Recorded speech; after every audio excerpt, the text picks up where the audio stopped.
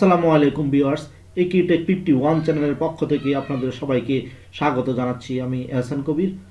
আজকে এই পর্বে আপনাদের জন্য থাকছে প্রিন্টারের সব কিছু।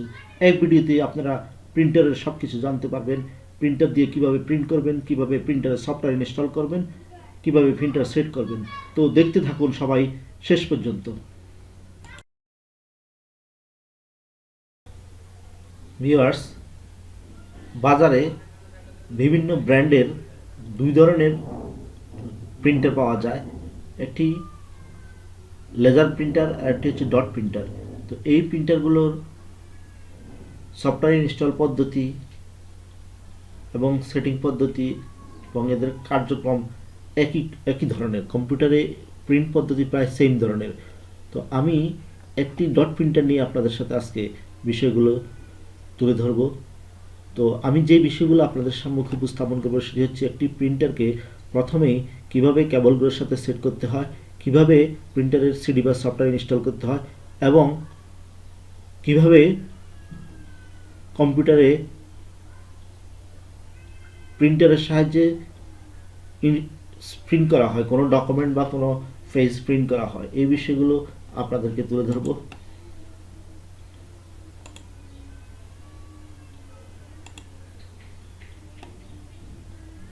ক্যানন 2700 এই মডেলের প্রিন্টার এখানে ছবিতে দেখা যাচ্ছে। এটি একটি বহুল প্রচলিত প্রিন্টার। এই প্রিন্টারটিতে দেখুন অনেকটা এরকম ছবিতে যেভাবে দেখাচ্ছে এভাবে। প্রিন্টারের উপরের অংশে দেখুন এখানে পেপার ট্রে, এখানে পেপার রাখা হয়। আর যে অংশ দিয়ে পেপার বেরিয়ে যায় সেটি হচ্ছে পেপার আউটপুট, দেখতে পাচ্ছেন।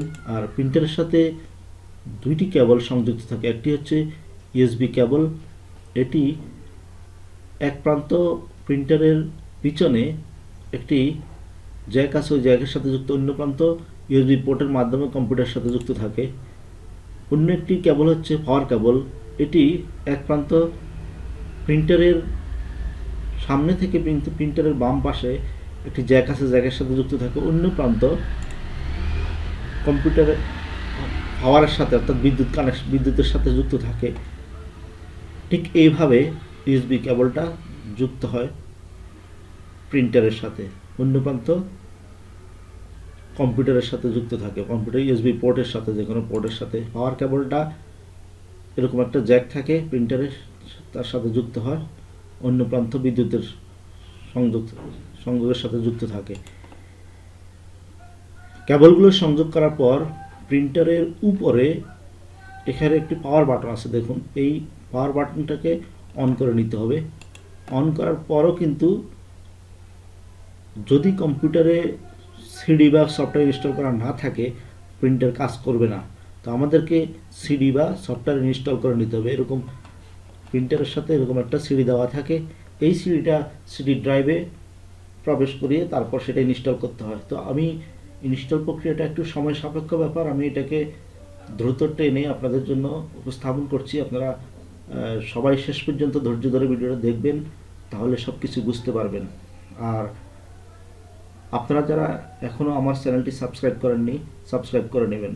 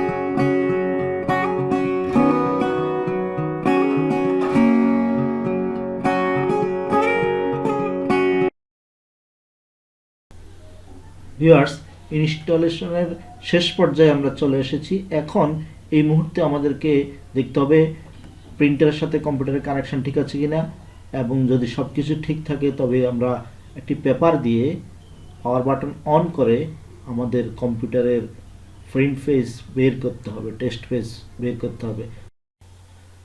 ভিউয়ার্স, কিভাবে আমরা প্রিন্ট করব এটি দেখার জন্য আমি এখন আপনাদেরকে একটি ফাইল ওপেন করে সরাসরি প্রিন্টারের উইন্ডোজে চলে যাব। তো আমি এখানে একটি ফাইল ওপেন করছি এমএস ওয়ার্ডের।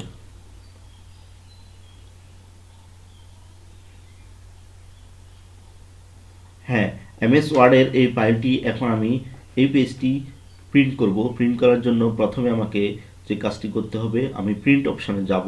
প্রিন্ট অপশানে যাওয়ার জন্য আপনারা লক্ষ্য করুন এখানে কিবোর্ড থেকে আপনি কন্ট্রোল পি কিবোর্ড থেকে কন্ট্রোল পি প্রেস করার সাথে সাথে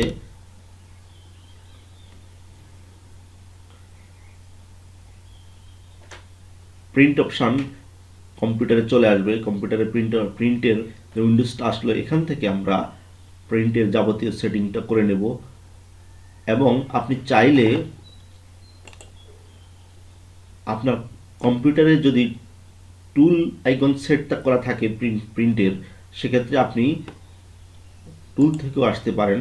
যেমন এখানে আমি এটা সেট করা আছে, এই যে এখানে প্রিন্ট প্রিভিউ এই আইকনে ক্লিক করেও আপনি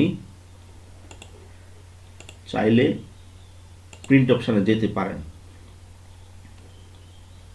আমি এখানে ক্লিক করলাম, ঠিক একই উইন্ডোজ চলে আসলো। এখান থেকে আমি এখন প্রিন্ট এর যাবতীয় সব কিছু সেট করে নেব। আমি কিভাবে প্রিন্ট করতে চাচ্ছি কি, এখানে প্রথমে আপনাকে প্রিন্টার সিলেক্ট করে নিতে হবে। দেখুন এই যে একটা অপশান আছে, প্রিন্টার অপশানে গিয়ে আপনাকে প্রিন্টারটা সেট করে নিতে হবে। আপনার কম্পিউটারে একাধিক প্রিন্টারের সফটওয়্যার ইনস্টল করা থাকতে পারে। সেক্ষেত্রে আপনি এখানে যখন আপনি মাউসে ক্লিক করবেন, আপনার এখানে কম্পিউটারের যাবতীয় সকল প্রিন্টার শো করবে, ফ্যাক্স, মাইক্রোসফট প্রিন্ট, পিডিএফ। আপনি এখান থেকে চাইলে এই ফাইলটাকে পিডিএফও করতে পারেন, আবার আপনি এখানে এটাকে ইমেজও করতে পারেন, এক্সপিএস ইমেজও করতে পারেন।